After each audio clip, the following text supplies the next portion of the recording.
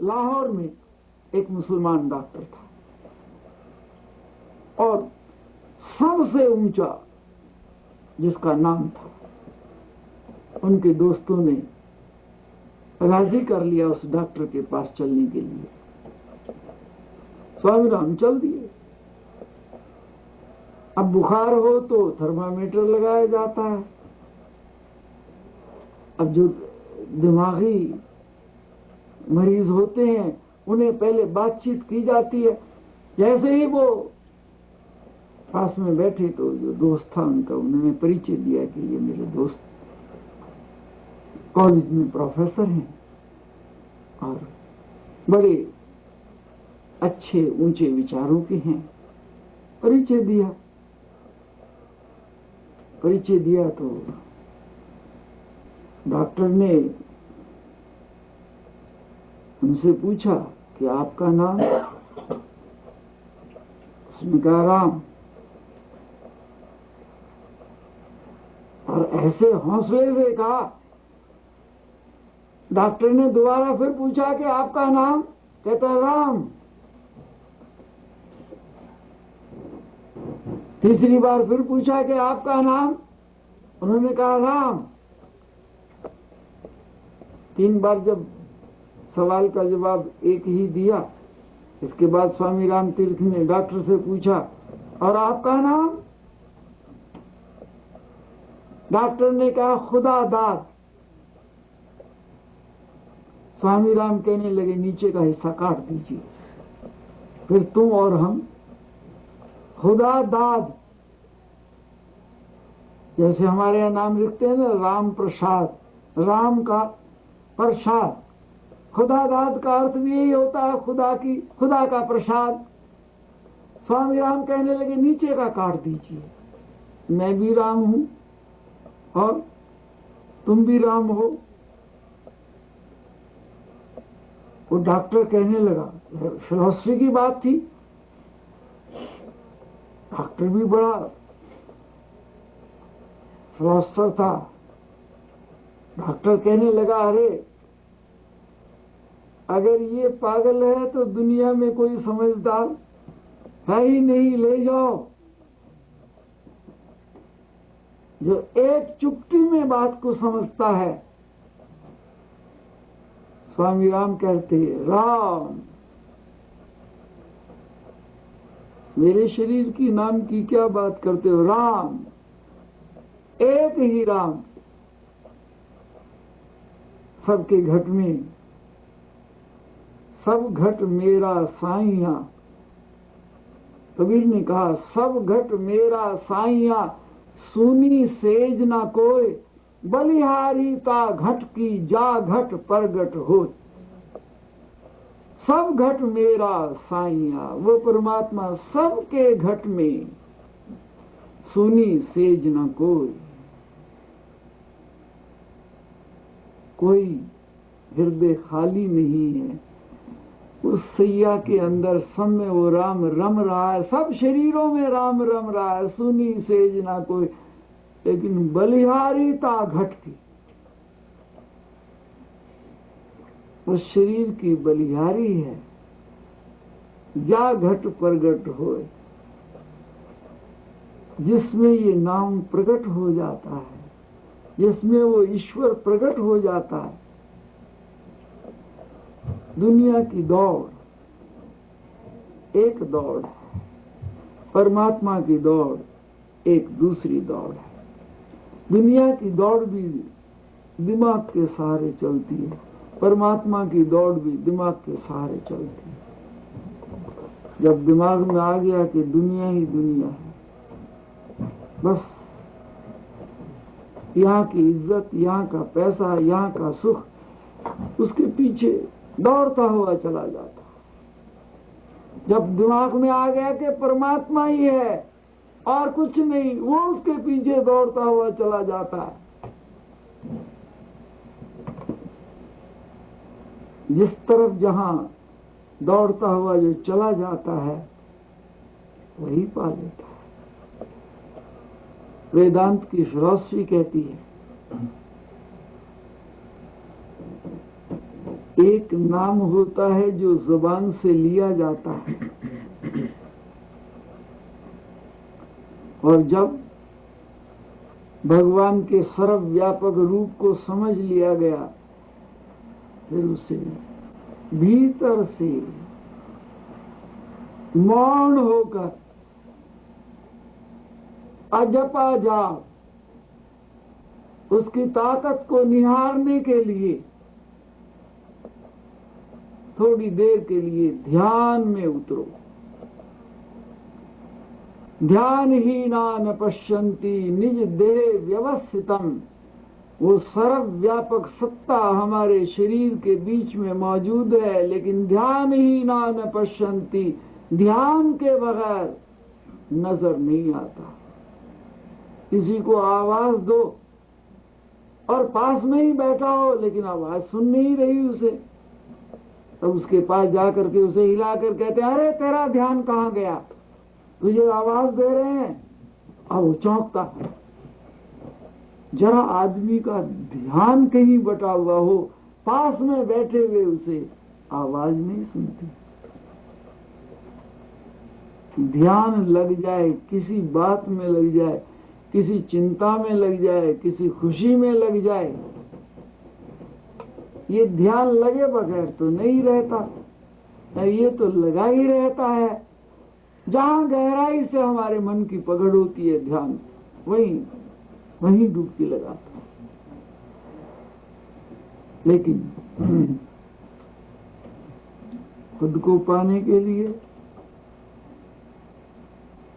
पहली शक्ति नाम, सीधा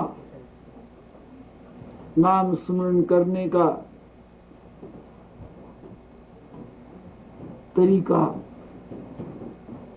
पसंद कीजिए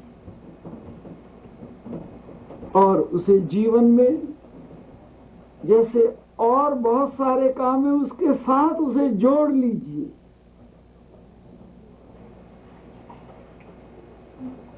चौबीस घंटे जुड़ जाए तो भगवान का स्वरूप, लेकिन सोते उठते बैठते खाते पीते काम करते जब याद आ जाए और समय के मुताबिक संसार के काम शुरू करने से पहले और सोने से पहले, समाप्त करने से पहले नाम को भीतर उतारिए। अच्छा तरीका ये है कि चौकड़ी लगाकर बैठ जाइए। जैसे आप अगर इधर तिधर बैठे हैं तो चौकड़ी लगाकर बैठ जाइए, हाथ को ढीला कर दीजिए, सारे जिस्म को, और ध्यान रहे हमारे ये जो श्वास की धमनियां हैं, ये भीतर से बाहर और बाहर से भीतर, ये संसार को खींच करके बाहर से भीतर ले जाती है और भीतर के संसार को लेकर के बाहर आती है। सामान्यतः ये जीने का एक श्वास तरीका है, लेकिन योग के अंदर इस श्वास लेना और छोड़ने की प्रक्रिया को सबसे बड़ा महत्व दिया जाता है।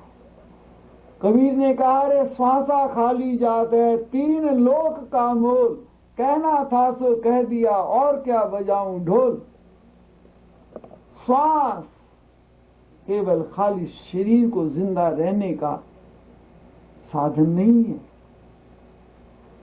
भगवान का नाम लेने के लिए सावधानी से चौकड़ी लगाकर शरीर को ढीला करके बैठ जाए। अगर शरीर ऐसी अवस्था में है कि चौकड़ी लगाने के स्थिति में नहीं, तो जिस स्थिति में भी बैठ सकते हो बैठ जाए। बैठ भी नहीं सकते तो बिल्कुल सीधा एकदम लेट जाइए और दोनों हाथ जिस्म के साथ छू करके पैरों के साथ लंबे कर दीजिए। और फिर जैसे कार स्टार्ट करने के लिए, कहीं जाने के लिए पहले सब कुछ देखा जाता है, इसमें सब ठीक ठाक है। सबसे पहले नाम की साधना के लिए हमारा जो श्वास है, भीतर से इसको बाहर फेंकी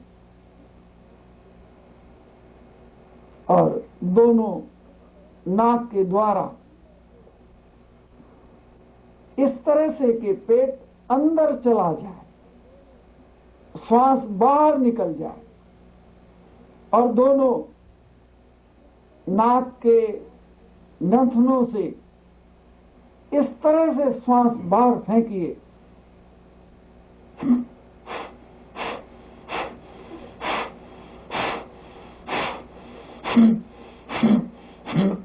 इस तरह से ये ऊपर की जो छत है इसे छू करके, जैसे हम खाना खाने के 3 घंटे बाद या प्रातःकाल भोजन करने से पहले एक बार हमारा श्वास, 2 बार, 4 बार, और कभी जब आदमी बहुत परेशान हो उस वक्त हम अपने इन श्वासों को, पेट को भीतर करके 10-5 बार अपने श्वास को बाहर फेंकें। जब बाहर फेंकेंगे, बाहर से भीतर तो अपने आप चला जाएगा। फेंकिए और फिर 5-7 बार फेंकने के बाद अब केवल श्वास किस तरह से बाहर से भीतर जा रहा है उसको देखिए, भीतर से कैसे बाहर आ रहा है उसे देखिए। कुछ नहीं करना, और पहले ना राम लेना है, नाम ना और लेना, केवल जैसे सड़क पर गाड़ी दौड़ाने के लिए जितना सड़क सही लेवल में होगी, गाड़ी उतनी ही बढ़िया दौड़ती है। हमारे भीतर सबसे पहले सड़क सीधी कीजिए, सड़क बिल्कुल कोई जंप नहीं, उसमें कुछ नहीं, ऊबड़ खाबड़ कुछ नहीं। देखिए, भीतर से बाहर और बाहर से भीतर। 2 मिनट, 4 मिनट, 10 मिनट, जितना समय है, अगर केवल 1 महीना आदमी कुछ समय सुबह और शाम लगा करके इस श्वास को देखता है, ये सारे संसार की खबर लाता है, सारे विश्व की खबर लाता है। और जैसे ही फिर तुम्हारा प्यारा मंत्र जो भी आप ले रहे हैं, कहीं से गुरु मंत्र ले लिया, दीक्षा ले ली, कोई हर्ज नहीं, और नहीं ले ली तो भी कोई हर्ज नहीं। ये नाम किसी व्यक्ति की धरोहर नहीं है, ये किसी का खरीदा हुआ कोई माल नहीं है। अनायास भी स्मृति आ सकती है, किसी के द्वारा भी लिया जा सकता है, और उसे इस श्वास की सड़क पर छोड़ दीजिए। भीतर से बाहर, बाहर से भीतर, और खुद निश्चय ना कर सके आदमी तो फिर हमारा जो 4 वेदों का सार है, ओम ओम, श्वास के साथ ओ, जब हम भीतर से श्वास को बाहर फेंकते हैं और बाहर से भीतर तो एक तार लगा लीजिए, ओ मैं, ओ मैं, ओ मैं, ओ मैं, ओ मैं। अगर हम राम शब्द लेना चाहते हैं तो राम, राम, राम, राम, छोड़ दीजिए उसको। छोटी सी शीशी को साफ करना हो तो ब्रश डाल करके उसे साफ किया जाता है, और जब शीशी भीतर से साफ हो जाए, बाहर से साफ तो बड़े आराम से हो जाती है, और भीतर के साफ के लिए थोड़ा अधिक पुरुषार्थ करना पड़ता है।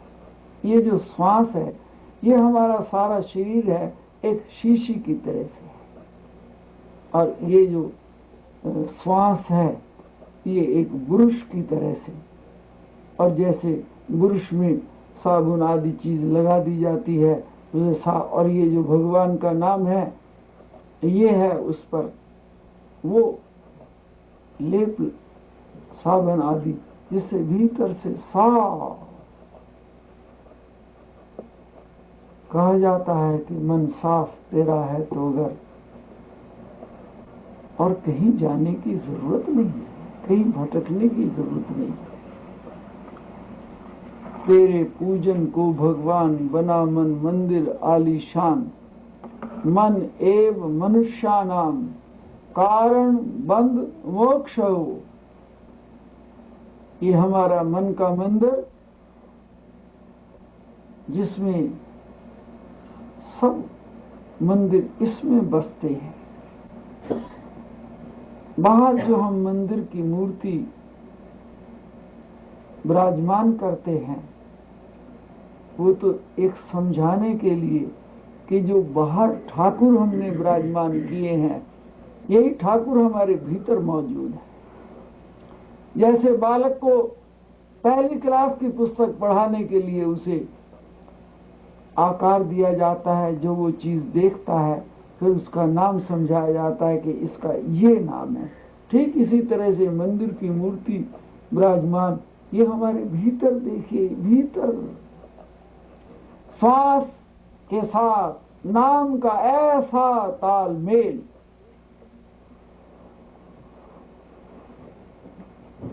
एक महीना भर आप अभ्यास कीजिए, कोई 10 जन्म की जरूरत नहीं है, कोई बहुत लंबे 10 साल 12 साल की जरूरत नहीं है। केवल ढंग से सफाई कीजिए। अब भीतर हमारे अंदर तो वो बैठा ही है, केवल नजर नहीं आता। सफाई की कमी के कारण हम अपने ही अंदर बैठे हुए भगवान से बात नहीं कर पाते। और ये हमारे पास जो एक श्वास की लड़ी है, जिसे रामचरितमानस में कहा, राम एक तापस्ती एकारी। भगवान राम ने तो एक तपस्वी की पत्नी को, अहल्या को उद्धार किया, लेकिन ये जो भगवान का नाम है, जैसे ही श्वास के साथ छोड़ दिया जाता है, ये सब बंधनों से मुक्त करता है। नाम की साधना, हमारी जो 3 ताकतें हैं, उसमें ये पहली ताकत नाम,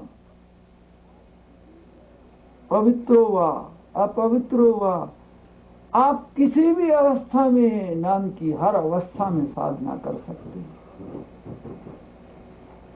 नाम से बढ़कर इस संसार में और कुछ भी नहीं, कोई ताकत नहीं। 1 महीने के अभ्यास के बाद यदि आपको ऐसे नजर आने लगा कि जैसे बाहर एक कपड़ा सुखाने के लिए रस्सी बांध दी जाती है और बाहर से दूर से रस्सी नजर आती है, ऐसी रस्सी की तरह से हमारा श्वास अंदर जाता हुआ और बाहर आता हुआ नजर आने लगे। फिर जितने परेशान आदमी होते हैं, उस परेशानी का एक मेन कारण होता है कि वो सही फैसला किसी काम का नहीं कर पाता। नाम की साधना ऐसी है, वो हर चीज का सही फैसला करने में सक्षम होता है, पावरफुल होता है। इसलिए रामचरितमानस में रावण को समझाते हुए विभीषण ने कहा था, जहां सन्मति, जहां सुमति तहां संपत्ति नाना, जहां कुमति तहां विपत्ति निराला। विभीषण ने कहा था कि जहां सन्मति, सुबुद्धि होती है, और सुबुद्धि का काम एक ही है कि वो सही फैसले करती, उसका एक ही का। और जहां सही फैसला हो गया, बाकी सब, ये हमारी नाम की साधना पहली पावरफुल। ये हमें रामायण, महाभारत, श्रीमद् भागवत, शिव पुराण, ये सब हमें सही मार्ग पर सही निश्चय करने के लिए हमें पावरफुल करते हैं। जब आदमी के मन में अपने आप को ये समझ लेता है कि मैं बहुत समझदार हूं, तभी वो बहुत बड़ी भूल करता है। बहुत बड़ा समझदार कभी अपने आप को समझदार नहीं समझता। यही एक खूबी होती है कि जैसे ही हम बहुत अपने आप को अहंकार में ले आते हैं तो भगवान पीछे हट जाता है। बस इसलिए कहा, प्रेम गली अति सांकरी, जा में दो न समाय। जब मैं था तब प्रभु नहीं, अब प्रभु है मैं ना। ये जब मैं था, जब अहंकार आता है तो भगवान पीछे हो जाते, और सही फैसले करने भी उस वक्त कठिन हो जाते हैं जब अहंकार आकर के अपना किला बना लेता है। नाम की साधना पहली, श्वास साफ की, करत करत अभ्यास से जड़मति होत सुजान, रसरी आवत जाते सिल पर परत निशान।